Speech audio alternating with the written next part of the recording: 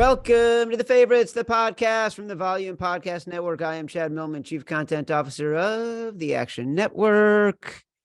Guys, we are heading into draft season. I can't freaking wait. It fills me with joy to be able to talk so in-depthly about something that is a made-up event that consumes our attention, starting with my BFF, my companion, my compadre, my co-host for every episode, professional bettor, Simon Hunter. Hello, Simon. Aloha, Chad. Yes, people can definitely tell our excitement compared to last year. When there's a draft with a bunch of quarterbacks, Chad, we obsess about it. It's just it's so nice. We have good quarterbacks in a draft compared to last year. We were like, is he going to be the first offensive lineman taken? Which, yeah, me and you might like, but the average fan's like, I do not care about offensive linemen. So definitely this year has been fun. All the trade rumors, all the drama. Woo! 3 quarterbacks. No one really still knows who's going number 1. It's getting pretty crazier with what we got 20 days left till the draft. So getting close. I can't freaking wait. It fills me with joy. It's like, it's the most guilt-free, light joy to have this conversation. The stakes are so low, yet it's so much fun. Let's talk about some big news first, okay?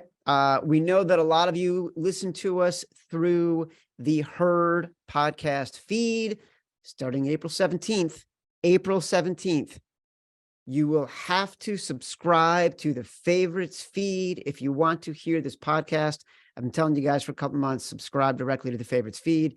If you want to hear this podcast, you will have to do that if you want to hear us starting April 17th. The good news is our relationship with the Volume continues. We will still be on AMP. We will still be all over the Volume's massive YouTube channel. Come fall, you will still hear me on the Herd podcast and other action analysts on other college football and NFL podcasts. But if you want to listen to the Favorites as a podcast, wherever you get your podcasts, Spotify, Apple, you must subscribe to the Favorites. We're coming off the Herd feed. There's still a lot of good stuff on the Herd feed. And I want to remind everybody right now, if you are not listening to Hoops Tonight with Jason Timpf, who has been a regular Favorites podcast guest in the Herd feed from the Volume, you're missing the wave. He's amazing. So please do that. Please subscribe directly to the Favorites. Simon, we're going to get into the draft right now. We're going to get into it with Luke Swain, also known as Vegas Refund. He was one of our co-hosts for our Action Island show all season long during the NFL season. He models, mocks, bets, organizes, thinks about the draft in an obsessive way that would make Mel Kiper and Todd McShay feel like he is their son. And Travis Reed, he's an Action Network OG. He basically owns the Bet Labs database that we all pilfer from, profit from, mention every single episode of every single podcast of every single week during the NFL season. The guy knows. The guy freaking knows, and we're lucky to have him on the podcast. Travis, welcome. Hey, Chad. Yeah, you mentioned we've kind of already been in this draft season for a couple of weeks, but if your audience, it's a good time to jump in. There's still plenty of time to get down on some action now, and also just start following this stuff, following the rumors on Twitter, following the beat writers, see what they're saying about these players, and try to get some good closing line value before the draft starts in a few weeks. Before the show today, Luke sent me his draft spreadsheet. Luke, I want you to explain to people how intricate, what a tapestry this is. So yeah, I mean, and I want to say where I got the idea, and a lot of credit goes to Grinding the Mocks, which is a separate website that basically accumulates like thousands of mock drafts. I mean, I was getting pretty annoyed with the website, even though it's great, because he wasn't refreshing it enough and he didn't know what mocks he was using. So I decided I'm just going to make my own mock aggregate. And then there's a couple websites that rate mocks after they happen. So I accumulated all those ratings and basically I gave all the mock drafters a mock rating. And I made my own grinding the mocks out of the best mockers, and I was able to refresh it as fast as I want. And I've been doing it for a couple of years, do it for NFL and NBA. And each year it's kind of progressed. And it definitely is obsessive, but it really just creates a power rating, almost as if you were making a line for an NFL game. You take these mock drafts and you basically get the average out of them all. And if his over under opens up at 7 and his mock draft EDP is 6.5, like there's your edge. It's not that simple, but it is a great way to form a foundation in terms of like your perception of what you want to look for and what will have value when it comes out as we go. Yeah, you're a total freak. It's an amazing piece of spreadsheet wizardry. I can give and the to- other guys on here an invite too. I feel bad. I feel like they're left out right now. well, I'll listen, send it over. together, you guys are phenoms and freaks of nature, which is why it's great that you're hosting an NFL draft podcast on the Action Network podcast feed up until the draft. It's amazing content and amazing insight that will probably help people profit and learn a lot about betting on the draft. Most important question. Simon, I want you to ask the first question because you and I have been talking about quarterbacks for a while. So you ask whatever quarterback question you want of Travis and Luke right now. Who the hell is going number one? Who is going number one? Is this another Baker? Is this a Baker situation? Are we all think it's going to be CJ in the last minute? If it's Anthony Richardson, is it going to really be Bryce Young? I mean, from your guys' perspective, I mean, here we are in April. Who the hell is going to be the number one pick? I mean, I'll start with you, Travis. Who do you think is going to be number one? So CJ Stroud is the favorite, I think rightfully so, but I do agree that it's wide open. There's no such thing as a lock this far out. And we've seen some mocks recently, have Bryce Young go first. I do think Richardson is an outside shot. I think if you wanted to bet him to go number one, you needed that when it was like 100-1. Everyone kind of jumped on that train, and now that value is kind of sucked out. So if you made me pick right now, I'm picking CJ Stroud. But again, it's not a lock. I think if you want to bet on Bryce Young, that's fine. But if you made me pick, I'm going with Stroud going first overall. Luke? Yeah, I've been on Stroud for a couple months now, which like the other two get a lot more noise where you talk about the crazy athleticism of Anthony Richardson, and then you got Bryce Young's crazy undersized, where Stroud has been kind of under the radar just because there's less to talk about, which is exactly the reason I kind of thought he was going to go one, because all the talking points on the other two guys are thought of as negatives, where Stroud just doesn't have the narratives that are considered negative, which is exactly the reason why I think he's going number one. And we have videos out there. I think it's from, I forget which platform it is, about Josh McDown loving Stroud. But it is every year there's this cycle where there's a favorite and then someone else becomes a favorite, which has become Stroud. And then you have the random quarterback who is Hendon Hooker all of a sudden getting hype. So the odds are so sensitive that Stroud probably shouldn't be a minus 300 favorite. We don't know. We will know, but Bryce was a heavy favorite because we had multiple months of people betting into a highly sensitive market. Then all of a sudden you get the trade and everyone overreacts and the odds flip, and they might start coming down because you can see some mock drafts right now starting to favor Bryce, which I don't totally buy yet. But it's definitely catching my attention. But if I'm putting money on it, which I wouldn't bet Stroud at his current odds, it's Stroud. So one of the most interesting pieces of news that's come out this week is Jalen Carter and his agent saying that he's not meeting with teams outside the top 10. In the spreadsheet you sent me, Luke, his average big board position was 6. And that was a little bit lower because McShay has him at 13 and the other mockers basically have him between 3 and 5. His mock expected draft position was at about 7. So Do you think that Jalen Carter falls out of the top 10? Do you think people get scared away by the character issues? Where's the value in making a bet on Jalen Carter right now? So I don't think he gets out of the 10, where Jeremiah was actually just on the Pat McAfee show, and he said that he's not taking meetings outside the top 10 because the Eagles gave him a promise if he gets there.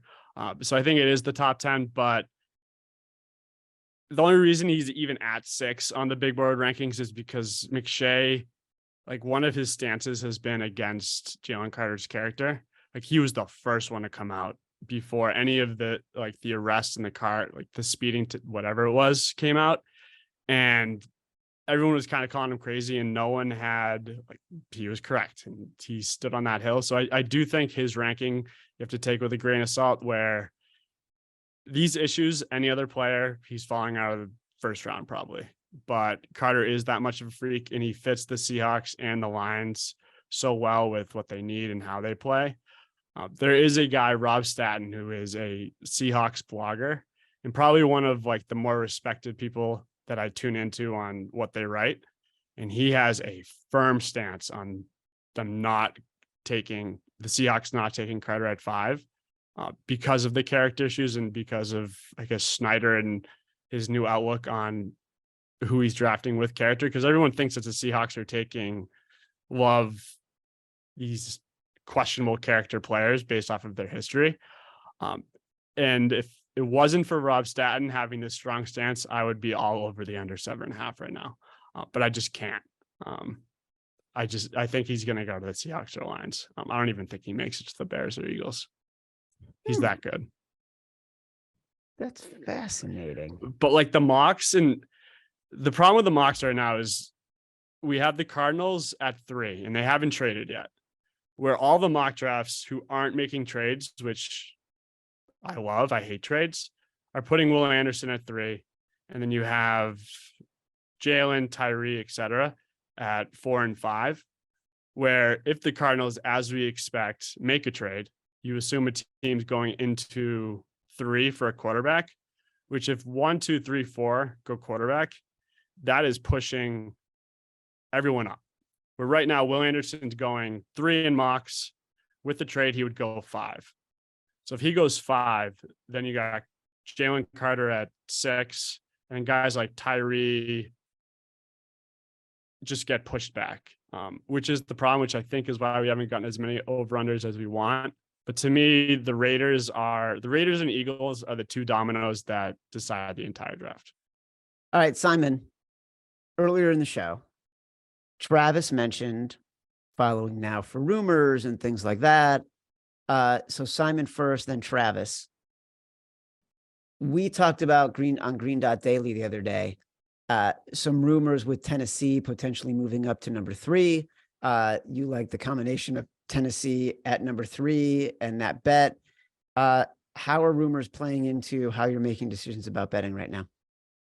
Yeah, we bet a lot off rumors. I think me and you joke all the time. It really is, this time of year is who you know, because a lot of people are going to feed you bad info, and there's going to be some people that are giving you really good info. They're not going to just keep it for themselves because you're going to trade information with them. And I think it came out, that Vrabel has been interested in these quarterbacks, right? He's been going to their pro days, and then we've kind of seen odds shifting this week, and it's because more and more noise is being heard now of, Tennessee wants to be in that 3rd spot. There's a quarterback they like in this draft, and when you look at their division, it makes sense, right? We're talking about Tennessee has gotten there. They were at one point, they were arguably the best team in the AFC, right? They were the 1 seed. They weren't the best team, but they'd gotten that 1 seed. It kind of fell apart from there. Now everything's falling apart, right? They got rid of AJ Brown. Derrick Henry's kind of past his prime now. Most of us assume he'll be traded this year, or this is his final season in Tennessee. It seems like a team that'll be in need of a quarterback. So it's making sense when people keep saying they're going to trade into that 3rd spot, and the fact that they do love Anthony Richardson. So to me, if Bryce Young falls to that 3 spot, if Anthony Richardson falls to that 3 spot, easily could see them being a team that goes in there and gets that pick. So to me, I'm not sure to hear what Travis to say about it, but they're plus 230 right now to make that pick at the 3rd spot at FanDuel. And to me, they're a team that it makes sense in that division. You got Trevor Lawrence. So if they move in that 3 spot, they'd have Houston ahead of them, which obviously is drafting a quarterback, we think, or maybe they're not. Then you have them in the 3 spot. Then right behind them, you have the Colts. So pretty crazy. AFC South are all going in on quarterbacks. They're all, trying to make that next move. I want to believe it's Tennessee, but like people keep saying, it's all rumors, Chad. Everything we're hearing now is just strictly rumors. Nothing set in stone. So the reason I'm betting is just feels like good value at 230. When there's smoke, there's fire. There's a lot of smoke right now in Tennessee moving into that 3 hole. So what do you think about this going on right now, Travis? Yeah, I agree with you. And it's a good point with Indy at 4, because if you do make that trade, you prevent them from getting that third quarterback, which there's a clear tier of those top 3 and then Levis at 4. So if you get into that third spot, you prevent one of your division rivals from getting that. So it makes a lot of sense of why they do that. You mentioned smoke. There's a lot of smoke. They don't like Tannehill. They drafted Malik Willis. That didn't work out. He got benched for Josh Dobbs. So their quarterback is just a mess. So it makes sense, why they are desperate for a quarterback. So I think that trade up makes a lot of sense. Kind of the anti-smoke, I guess, was the Raiders early. Maybe they would be the one that trade up. Now it seems like that has cooled off, where they're just going to stick with Garoppolo as a bridge year, gap year to maybe next year, or maybe even wait for 2. So I think if Vegas is out, it's really just between, do the Colts want to trade up 1 spot? We've seen that happen before too, just to ensure you get your quarterback. And it might just be Arizona playing those 2 teams off of each other as well. Hey, we're trying to get the best deal out of one of these 2. We know one of you needs a quarterback. Give us your best offer. If you guys were, well, you are, let me rephrase it. Travis, give me your most favorite bet right now on the draft that you've either made or are still looking to make and are waiting on value. Well, the best one we made was on our podcast a few weeks ago, was when Stroud was an underdog to be the number 1 pick. So that's the best one. And that's where I kind of mentioned the closing line value early. As far as best, right now that you can still make, I still think Jackson Smith and Jigba for first receiver overall, about a -200. He's pretty clearly in that he's going to go first. There's a wide gap. I'm not privy to Luke's magical spreadsheet yet, but I'm assuming it has a similar gap between him and the second best receiver. So I still think that's a bet you can make right now that shows plenty of value. All the question marks were about his health and everything, because he missed a lot of the season. Those have pretty much gone away. So I think he's pretty clearly that top receiver in this class, and I still think he's a value. You guys get into this because you find the value, or you love the draft so much, and this sort of became a way to study it? No, because it's the only thing you can bet on where you can find out the answers to the test before you take it. It's that easy. You can bet on that. You can have the perfect bet in a football game, and Josh Allen gets hurt on the first play, and that bet is done. Where the amount of variables in that scenario compared to something like the NFL draft, where Goodell just has to take that card to the podium, it's not even comparable. Like Simon said, if you have good info, if you are doing your due diligence, a -200 bet in the draft very well might as well be minus infinity. A -200 bet in the draft doesn't equal a -200 bet in a regular sports game.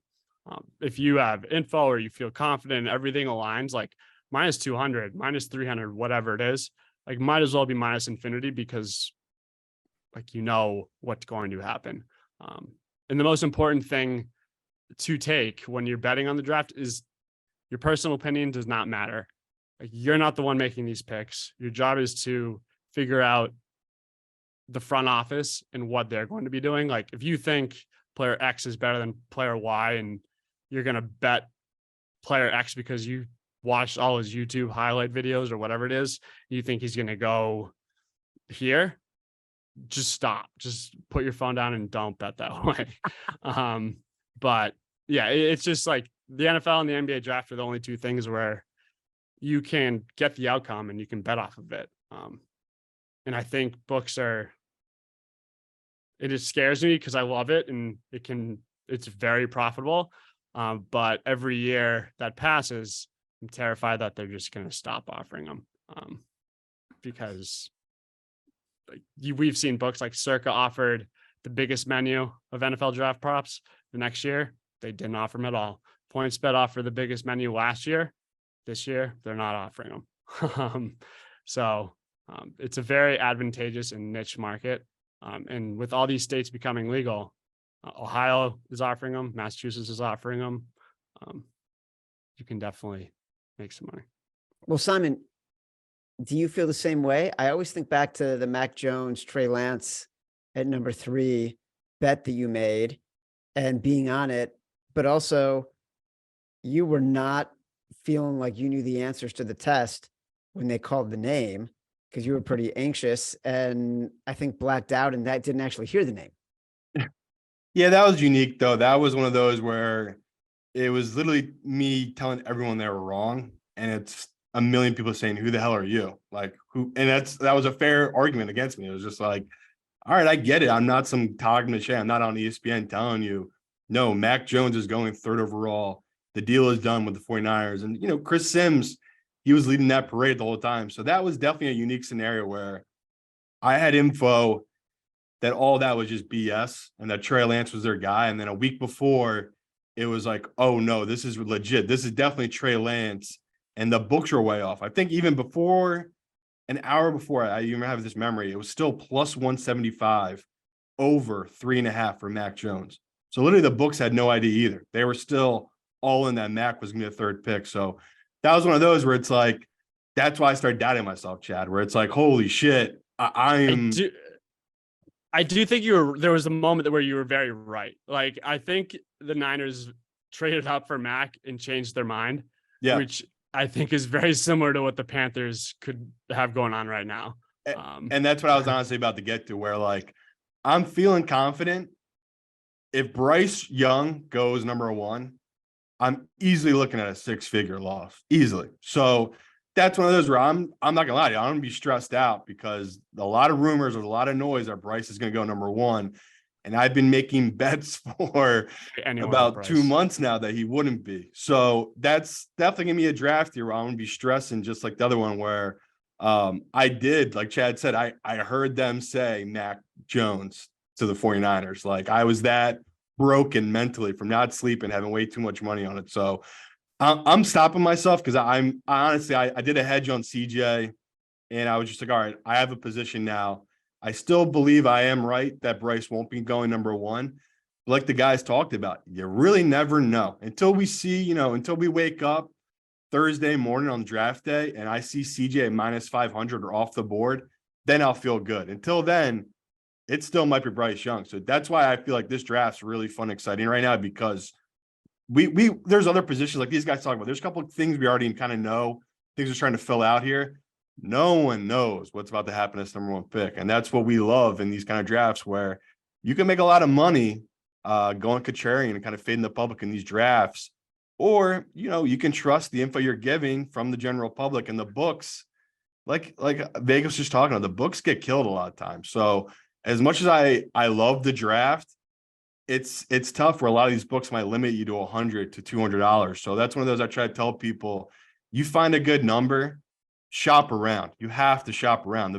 We always talk about shopping around. The draft is tenfold. So we're sponsored by FanDuel. We're going to talk FanDuel lines. Please shop around because different books will have different lines for all these kind of bets.